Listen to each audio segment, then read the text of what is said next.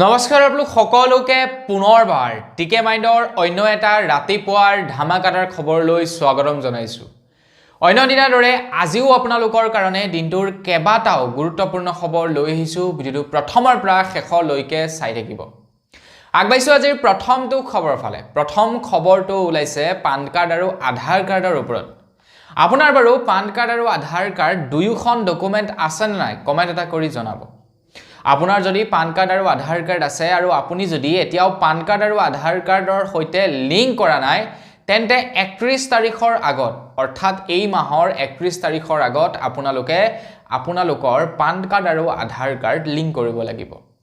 আমাৰ অসমত কিন্তু বাধ্যতামূলক নহয় পান কাৰ্ড আধাৰ কাৰ্ড লিংক কৰাটো, কিন্তু আপোনালোকে বিনামূলীয়াকৈ লিংক কৰিব পাৰিব পান কাৰ্ড আৰু আধাৰ কাৰ্ড। গতিকে আপোনালোকে লিংকটো কৰি থব, আপোনালোকৰে সুবিধা হ'ব, কিয়নো বেংকত KYC সহজতে নালাগিব বা বেংকত KYC জমা দিবৰ সময়ত আপোনালোকৰ সুবিধা হ'ব। সেয়েহে আপোনালোকে পান কাৰ্ড আৰু আধাৰ কাৰ্ডখন লিংক কৰি ল'ব। লিংক কৰিবৰ কাৰণে একেবাৰে সহজ। আপোনালোকে ইনকম টেক্স ডিপাৰ্টমেণ্টৰ অফিচিয়েল ৱেবছাইটত যাব আৰু তাত আপোনালোকে সহজতে লিংক কৰিব পাৰিব। কেৱল আধাৰ কাৰ্ডত যিটো মোবাইল নাম্বাৰ আছে তাত এটা OTP যাব, সেই OTPটো এণ্টাৰ কৰিলে হ'ল। একেবাৰে সহজ লিংক কৰাটো। আপোনালোকে লিংক কৰি ল'ব যদিহে এতিয়ালৈকে পান কাৰ্ড আৰু আধাৰ কাৰ্ড লিংক কৰা নাই। মই বাৰু আজিৰ পৰা বহু বছৰ আগতে কৰিলোঁ, আপুনি কৰিলে নে নাই কৰা কমেণ্ট কৰি জনাব। আগবাইছোঁ ইয়াৰ পাছৰটো খবৰ ফালে। ইয়াৰ পাছৰ খবৰটো ওলাইছে আলফা স্বাধীনৰ ওপৰত। আলফা স্বাধীন এতিয়া ক্ষোভিত হৈছে বজৰং দলৰ ওপৰত। আলফা স্বাধীনে কৈছে যে বজৰং দলে লাচিত দিৱসৰ দিনাখন সংগতিবিহীনভাৱে ত্ৰিশূল দীক্ষাৰ আয়োজন কৰি অসমৰ থলগিৰি জনতাক অপমান কৰিব বিচাৰিছে। লগতে থলগিৰি বুৰঞ্জীকো বিকৃত কৰা হৈছে। লাচিত বৰফুকন অসমৰ থলগিৰি জাতি জনগোষ্ঠীৰ সাহসৰ প্ৰতীক। বজৰং দল আপোনালোকে নিশ্চয় হয়তো চিনি পায়। তো বজৰং দলৰ ওপৰত ক্ষোভিত হৈছে এতিয়া আলফা স্বাধীন, কিয়নো আলফা স্বাধীনে লাচিত দিৱসৰ দিনাখন তেওঁলোকে অন্য কিবা ত্ৰিশূল দীক্ষা বুলি বিশেষ কিবা এটা আয়োজন কৰিছে আৰু যাক লৈ নেকি এতিয়া আলফা স্বাধীন সন্তুষ্ট নহয় আৰু সেইবাবে এক প্ৰেছ বিবৃতি দাখিল কৰিছে আলফা স্বাধীনৰ তৰফৰ পৰা। আগবাইছো ইয়াৰ পাছৰটো খবৰ ফালে। ইয়াৰ পাছৰ খবৰটো ওলাইছে বলিউডৰ মিষ্টাৰ পাৰফেক্ট আমিৰ খানৰ ওপৰত। আমিৰ খানক বলিউডৰ মিষ্টাৰ পাৰফেক্ট এক্টৰ বুলি জনা যায়, কিয়নো তেখেতে যিবিলাক কাম কৰে বিৰাটেই তেখেতে নিপুণভাৱে কৰে। যেতিয়া যিকোনো এটা চৰিত্ৰ তেখেতে কৰে সেই চৰিত্ৰটোত তেখেতে ইমানেই সোমাই পৰে। তেখেতে মাজতে এখন দংগল নামেৰে ছবি কৰিছিলে, যিখন ছবিত তেখেতে ইমানেই সোমাই পৰিছিলে তেখেতৰ শাৰীৰিক অৱস্থা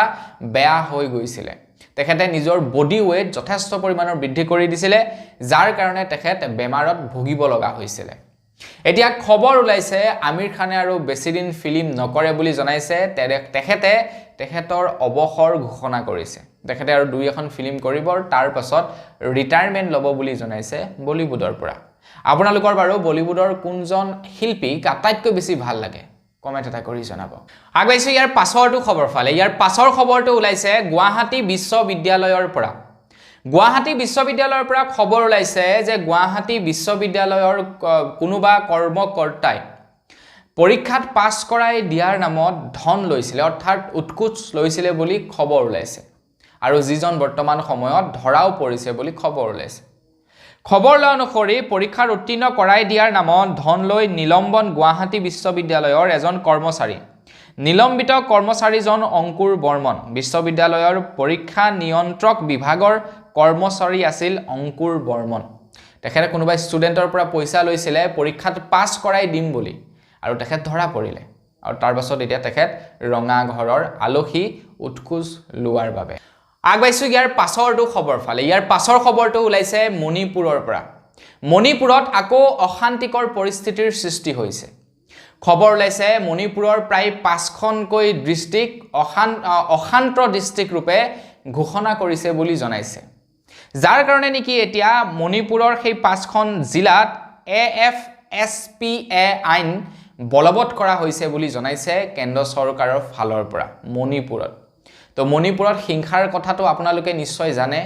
বহু কেইদিনেই হৈ গ'ল, প্ৰায় 1.5 বছৰ হৈ গ'ল মণিপুৰত তেনেকুৱা ধৰণৰ হিংসা চলি অহা কুকি আৰু মেটেই সম্প্ৰদায়ৰ মাজত। কিন্তু এতিয়াও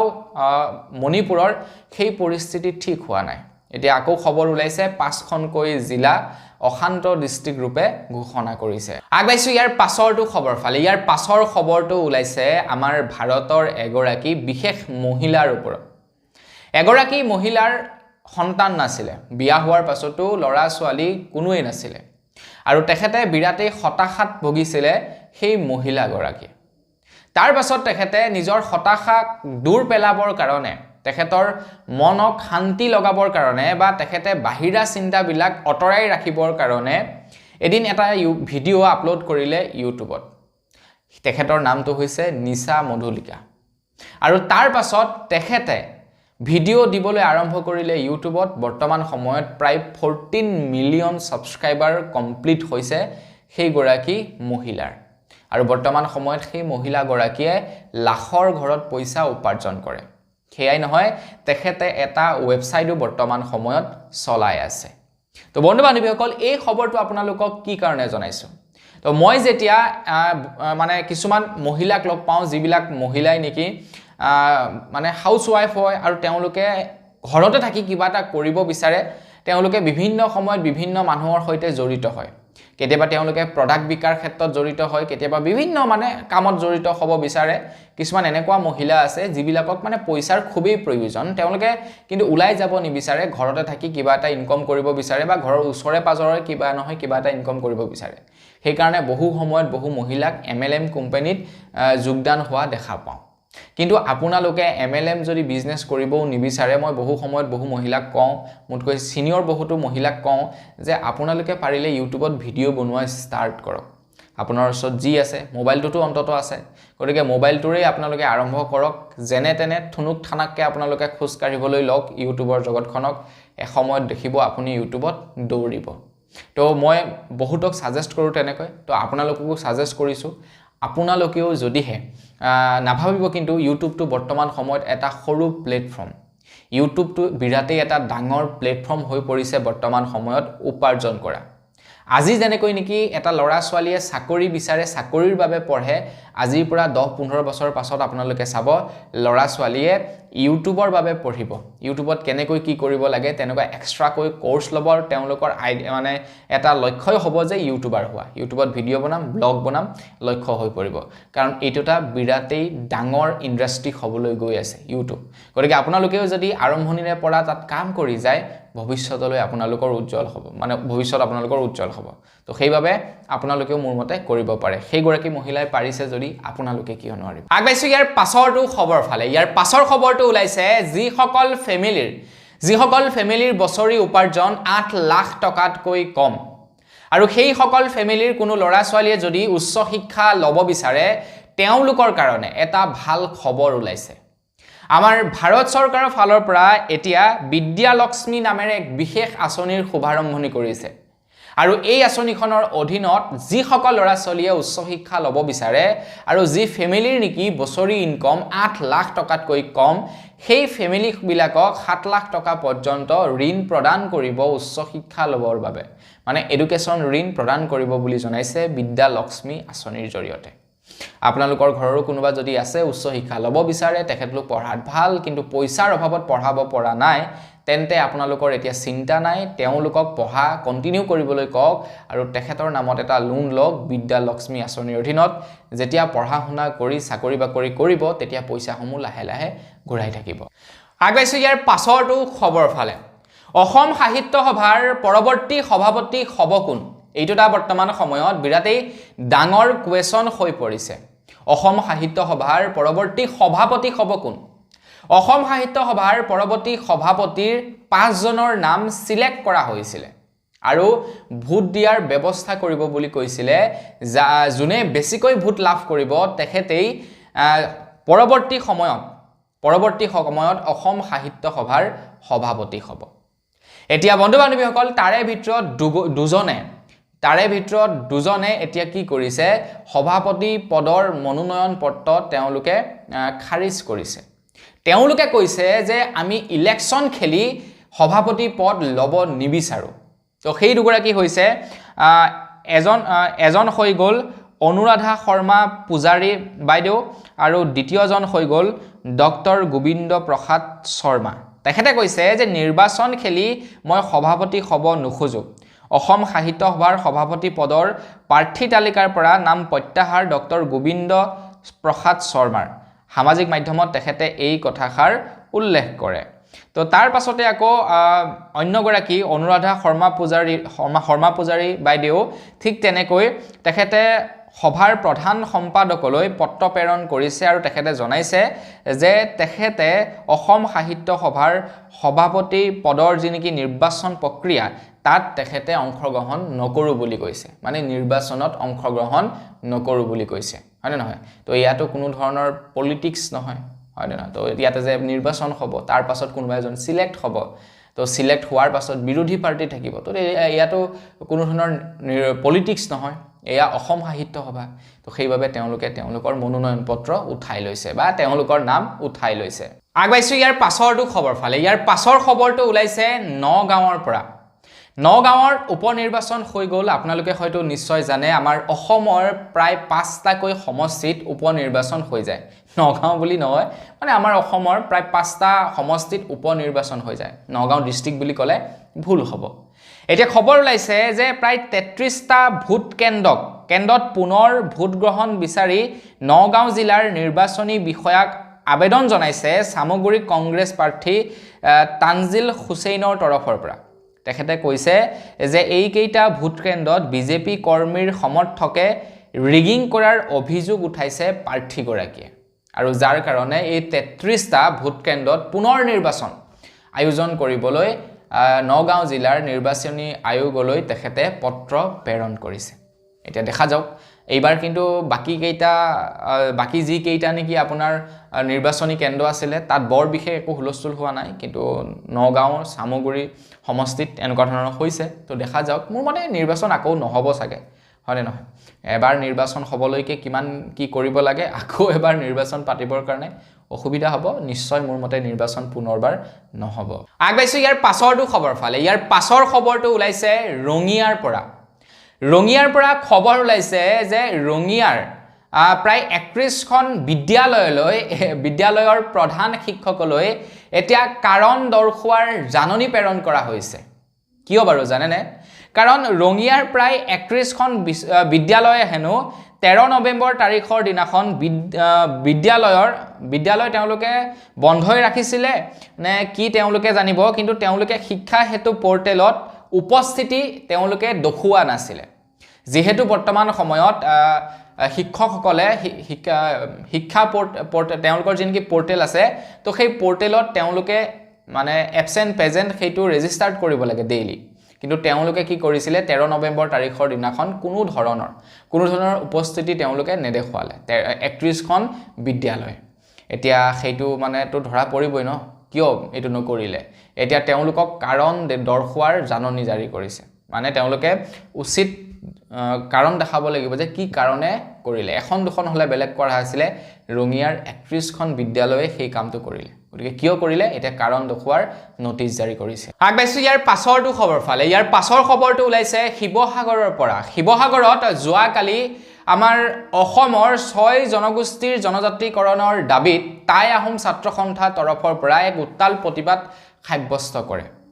তো খবৰ অনুসৰি 6 জনগোষ্ঠীক জনজাতিকৰণৰ দাবীত শিৱসাগৰত হদো টাই আহোম ছাত্ৰ সন্থাৰ উত্তাল প্ৰতিবাদ কেন্দ্ৰীয় জনজাতি দপ্তৰ মন্ত্ৰী জুৱেল উৰাম আৰু মুখ্যমন্ত্ৰী ডক্টৰ হিমন্ত বিশ্ব শৰ্মা দেৱৰ প্ৰতিকৃতি দাহ কৰে বুলি জনাইছে এতিয়া আমাৰ অসমৰ 6 জনগোষ্ঠীৰ জনজাতিকৰণ কৰাৰ কথা বহু দিনৰে পৰা দাবী উত্থাপন কৰি আহিছে অসমৰ জনজাতীয় লোকসকলে বা আমাৰ অসমৰ জনসাধাৰণে কিন্তু কেন্দ্ৰ চৰকাৰৰ তৰফৰ পৰা বা অসম চৰকাৰৰ তৰফৰ পৰা ভাল ফল এতিয়ালৈকে দেখুওৱা নাই আৰু যাৰ বাবে নেকি প্ৰতিবাদৰ পাছত প্ৰতিবাদ কৰিব লগা হৈছে দল সংগঠনসমূহে আগবাইছো ইয়াৰ পাছৰটো খবৰ ফালে ইয়াৰ পাছৰ খবৰটো ওলাইছে এহাল ককায়েক ভায়েকৰ ওপৰত আৰু ককায়েক ভায়েক হাল ডাঙৰ নহয় সৰু মানে এহাল সৰু ককায়েক ভনীয়েকৰ ওপৰত ওলাইছে খবৰটি আৰু তেওঁলোক হৈছে ডুবাইৰ আমাৰ ভাৰতৰ নহয় তেওঁলোক ডুবাইৰ হয় ডুবাইৰ এহাল সৰু ককায়েক ভনীয়েকৰ এটা বিশেষ খবৰ ওলাইছে এহাল ককায়েক ভনীয়েকে কি কৰিলে জিঅ' হটষ্টাৰ নামেৰে এটা ৱেবছাইট তেখেতলোকে কি কৰিলে ৰেজিষ্টাৰ্ড কৰিলে geohotstar.com নামেৰে তেওঁলোকে এটা ৱেবছাইট ৰেজিষ্টাৰ্ড কৰিলে এতিয়া মই এই সন্দৰ্ভত আজিৰ পৰা বহুদিন পূৰ্বে এটা খবৰত জনাইছিলো যে আপুনি কি কৰিব পাৰে আপোনাৰ নামত এটা ৱেবছাইট খুলিব পাৰে সাপোজ আপোনাৰ নামটো যেনিবা ৰাম আপোনালোকে www.ram.com নামেৰে এটা ৱেবছাইট আপোনালোকে ৰেজিষ্টাৰ্ড কৰিব পাৰে আৰু ইন ফিউচাৰ কোনোবাই যদি www.ram.com নামেৰে ৱেবছাইট ওপেন কৰিব বিচাৰে তেন্তে তেখেতে ৱেবছাইট ওপেন কৰিব নোৱাৰিব www.ram.com নামেৰে কোনো ৱেবছাইট তেওঁলোকে ওপেন কৰিব নোৱাৰিব কাৰণ আপুনি অলৰেডি এটা ৱেবছাইট ওপেন কৰি থৈছে সেই নামত তো সেই ব্যক্তিজনে যদি ইচ্ছা কৰে আপোনাৰ পৰা ক্ৰয় কৰিব পাৰিব আপোনাৰ ৱেবছাইটটো বা আপোনাৰ ডোমেইন নেমটো তেখেতে ক্ৰয় কৰিব পাৰিব যদি আপুনি বিক্ৰী কৰিম বুলি ভাবে এতিয়া আমাৰ ভাৰতীয় কোম্পানী ৰিলায়েন্সে হটষ্টাৰ যেটো নেকি কোম্পানী আছে হটষ্টাৰ কোম্পানীটো কিনাৰ কথা তেওঁলোকে শুনা পালে ডুবাইৰ সেই হাল সৰু লৰা চলিয়ে মানে হটষ্টাৰটো কিনিব বুলি তেওঁলোকে কৰবাৰ পৰা শুনা পালে আৰু তেওঁলোকে ভাবিলে যে এদিন নহয় এদিন ৰিলায়েন্স কোম্পানীয়ে যে হটষ্টাৰৰ নামটো সলনি কৰিব আৰু হটষ্টাৰৰ নামটো সলনি কৰি জিঅ' হটষ্টাৰ কৰিব আৰু তাৰ বাবে তেওঁলোকক এটা ৱেবছাইটৰ প্ৰয়োজন হ'ব geohotstar.com তেওঁলোকে কি কৰিলে ৰিলায়েন্স কোম্পানীয়ে হটষ্টাৰ কোম্পানীটো নিকিনাৰ আগতে তেওঁলোকে কি কৰিলে geohotstar.com ৱেবছাইটটো তেওঁলোকে ৰেজিষ্টাৰ্ড কৰি দিলে তেওঁলোকৰ আইডিয়া আছিল কি যে তেওঁলোকে 1 কোটি টকাত সেই ৱেবছাইটটো বিক্ৰী কৰিব ৰিলায়েন্স কোম্পানী তাৰ পাছত তেওঁলোকে ৰিলায়েন্সক দাবী উত্থাপন কৰিলে যে 1 কোটি টকা লাগে তেওঁলোকে মানে সেই টকাসমূহ পঢ়াৰ নামত খৰচা কৰিব তেওঁলোকে উচ্চ শিক্ষা লবলৈ যাব ডাঙৰ এখন বিশ্ববিদ্যালয়ত যাৰ কাৰণে তেওঁলোকে 1 কোটি টকা বিচাৰিলে কিন্তু কি হল কি নহল নাজানো এতিয়া সেই কনমানি শিশু দুটাই জিঅ' কোম্পানী বা ৰিলায়েন্সক সেই ডোমেইনটো বা সেই ৱেবছাইটটো একেবাৰে বিনামূলীয়াকৈ দি দিম বুলি কৈছে আগবাইছো ইয়াৰ পাছৰটো খবৰ ফালে আমাৰ অসমত পুনৰবাৰ ট্ৰেডিং কেলেংকাৰী হৈছে পুনৰবাৰ কেইজনমানটো অলৰেডি গ্ৰেফতাৰ হলেই তো তেওঁলোক গ্ৰেফতাৰ হোৱাৰ পাছত আকৌ খবৰ ওলাইছে যে আমাৰ অসমত আকৌ এবাৰ ট্ৰেডিং কেলেংকাৰী ওলাইছে আৰু সেই ট্ৰেডিং কেলেংকাৰী কৰিছে ডিবি ষ্টকত পূৰ্বতে কাম কৰা এগৰাকী মহিলাই ডিবি ষ্টক দীপাংকৰ বৰ্মনৰ যি নেকি তেওঁলোকৰ ষ্টক ব্ৰকিং এজেন্সি আছিল সেই এজেন্সিত কাম কৰা এগৰাকী মহিলাই এডি ষ্টক নামেৰে এটা ষ্টক ব্ৰকিং এজেন্সি খুলিলে আৰু মানুহক 3 মাহত পইচা দুগুণ কৰি দিম বুলি মানুহৰ পৰা পইচা ললে আৰু তাৰ পাছত কি কৰিলে এতিয়া বাপপেকে পইচা লৈ ইয়াৰ পৰা পলাই পটং দিলে আগবাইছো ইয়াৰ পাছৰটো খবৰ ফালে ইয়াৰ পাছৰ খবৰটো ওলাইছে মেট্ৰিক পৰীক্ষাৰ ওপৰত তো মেট্ৰিক পৰীক্ষাৰ নাম সলনি কৰিলে এতিয়া মানুহে ভাবিছে যে মেট্ৰিক পৰীক্ষাৰ নাম যেহেতু সলনি কৰিছে মেট্ৰিক পৰীক্ষাৰ এতিয়া সিস্টেমো সলনি হ'ব বুলি ভাবিছে যেহেতু পৰীক্ষা খুবই সমাগত গতিকে লৰা ছোৱালী বিলাক চিন্তিত হৈ পৰিছে যে মেট্ৰিক পৰীক্ষাৰ সিস্টেমটো যদি সলনি কৰি দিয়া আমিতো বেলেগভাৱে পঢ়িব লাগিব